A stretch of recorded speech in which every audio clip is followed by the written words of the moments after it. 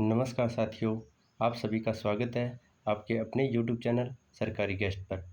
आज की वीडियो में हम बात करेंगे एसएससी के फेज़ 13 के एग्ज़ाम के बारे में और जानेंगे कि 26 जुलाई की प्रथम शिफ्ट में किस तरह के क्वेश्चन पूछे गए हैं। इस वीडियो में हम जीके, इंग्लिश और साथ साथ कुछ रीजनिंग के क्वेश्चनों को भी बात करेंगे कि किस तरह के क्वेश्चन पूछे गए हैं। अगर आपका भी एग्ज़ाम आगे आने वाली किसी शिफ्ट में है या एसएससी के किसी एग्ज़ाम की तैयारी कर रहे हैं तो यह वीडियो आपके लिए इम्पोर्टेंट रहने वाली है। तो चलिए आज की वीडियो को शुरू करते हैं बिना किसी देरी के साथ। आज के पहले प्रश्न की बात करें तो पूछा गया था first uniform civil code in which state, यानी भारत में समान नागरिक संहिता लागू करने वाला पहला राज्य कौन सा था। तो इसका सही जवाब हो जाएगा गोवा राज्य, जो कि भारत का पहला राज्य था जिसने समान नागरिक संहिता कोड लागू किया था, यानी जिसे गोवा सिविल कोड भी कहा जाता है। यह कानून पुर्तगाल शासनकाल के समय लागू किया गया था और 1961 में गोवा को भारत में विलय भी कर लिया गया था, जिसके बाद भी यह कोड जारी रहा था। और आगे बात करें तो स्वतंत्रता के बाद समान नागरिक संहिता लागू करने वाला राज्य तो वह उत्तराखंड राज्य हो जाएगा, जो कि भारत का पहला राज्य था जो कि स्वतंत्रता के बाद समान नागरिक संहिता लागू रखी थी। और गोवा के बाद अगर दूसरे राज्य की बात करें तो यह उत्तराखंड हो जाएगा, जहाँ पर स्वतंत्रता से पहले सिविल कोड लागू था तो वह सिर्फ गोवा था। वहीं बात करें तो उत्तराखंड में समान नागरिक संहिता सिविल कोड यानी तो वह विधानसभा के जरिए लागू किया गया था। चलिए आगे बात करें अगले प्रश्न की। तो अगले प्रश्न में पूछा है which of the following does not reproduce through the स्पोरो formation, यानी निम्न में से कौन बीजाणु निर्माण के माध्यम से प्रजनन नहीं करता है, यानी बीजाणु प्रजनन के माध्यम से नहीं करता है। तो इसका राइट आंसर हो जाएगा ऑप्शन नंबर 2 यीस्ट, यानी जो कि ब्रीडिंग के माध्यम से प्रजनन करता है। चलिए आगे बात करें अगले प्रश्न की। तो अगले प्रश्न में पूछा है Ranji trophy is organised by home, यानी रणजी ट्रॉफी का आयोजन कौन करता है। तो इस पर बात कर लेते हैं। पहले तो बात करें इसका आयोजन बीसीसीआई के द्वारा किया जाता है। बीसीसीआई की फुल फॉर्म हो जाएगी board of control for cricket in India. तो रणजी ट्रॉफी की बात करें तो इसकी शुरुआत 1934 और 35 में हुई थी और सबसे पहले भारतीय प्रथम श्रेणी के क्रिकेट के प्रमुख टूर्नामेंट में से एक है रणजी ट्रॉफी। इसके पहले मैच की बात करें तो इसका पहला मैच 4 नवंबर 1934 को मद्रास और मैसूर के बीच खेला गया था। वहीं रणजी ट्रॉफी का नाम बदलकर अब महाराजा रणजीत सिंह के नाम पर रखा गया है, जो कि भारत के पहले क्रिकेटर थे। आगे बात करें रणजी ट्रॉफी 2024 और 25, जो कि इसका 90वां संस्करण था, जिसमें विदर्भ विजयी रहा था और उसने फाइनल में केरल को हराया था। वहीं रणजी ट्रॉफी में सबसे ज़्यादा विजेता की बात करें तो मुंबई ने सबसे ज़्यादा बार रणजी ट्रॉफी को जीता है। लगभग 42 से 43 बार उन्होंने रणजी ट्रॉफी को जीता है। चलिए आगे बात करें अगले प्रश्न की। तो अगला प्रश्न है चबार बंदरगाह का प्रबंधन कौन रखता है, यानी विच कंपनी मैनेज चबार पोर्ट, यानी इसके प्रबंधन की बात करें तो इसका प्रबंधन इंडियन पोर्ट ग्लोबल लिमिटेड यानी आईपीजीएल के द्वारा किया जाता है, जो कि ईरान में स्थित है और ईरान के सहयोग से इसका प्रबंधन किया जा रहा है। चलिए आगे बात करें अगले प्रश्न में। तो अगले प्रश्न में पूछा है what is the main function of AstroSat satellite related to space research, यानी अंतरिक्ष अनुसंधान से संबंधित एस्ट्रोसैट उपग्रह का मुख्य कार्य क्या है। तो इसके मुख्य कार्य की बात करें तो सबसे पहले तो इसका लॉन्च जो कि इसरो के द्वारा किया गया था और यह पहले अंतरिक्ष आधारित बहुतरंगीय वेधशाला है, जिसका प्रमुख कार्य ब्लैक होल, न्यूट्रॉन तारे और आकाशगंगाओं जैसी उच्च ऊर्जा ब्रह्मांडीय घटनाओं पर पराबैंगनी और एक्सरे और दृश्य प्रकाश में अध्ययन करना है।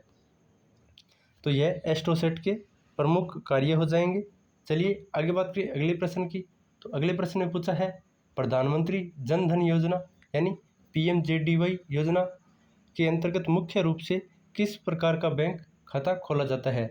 तो इसके अंतर्गत जीरो बैलेंस का खाता खोला जाता है, जिसे सेविंग अकाउंट के नाम से भी जाना जाता है, इस ताकि उन्हें बैंकिंग सुविधाएं, सब्सिडी, बीमा जैसी सुविधाएं उपलब्ध हो सके। तो इसकी योजना की शुरुआत की बात करें तो यह योजना 2014 में शुरू की गई थी। जिसमें जीरो बैलेंस पर खाते खोले जाते हैं। चलिए आगे बात करें अगले प्रश्न की। अगला प्रश्न है बास्केटबॉल में स्कोर की इकाई को क्या कहा जाता है, यानी जो बास्केटबॉल में स्कोर किया जाता है उसको किस नाम से जाना जाता है। तो इसका सही जवाब हो जाएगा ऑप्शन सी, उसे पॉइंट के नाम से जाना जाता है। चलिए आगे बात कर लेते हैं अगले प्रश्न की। तो अगले प्रश्न में पूछा है who is known as a nightingale of India, यानी भारत कोकिला के नाम से किसे जाना जाता है। आपके सामने 4 ऑप्शन दिए हैं और इसका सही जवाब हो जाएगा option number C, Sarojini Naidu को भारत कोकिला के नाम से जाना जाता है। और इसके उपाधि की बात करें तो यह उपाधि उन्हें महात्मा गांधी के द्वारा दी गई थी।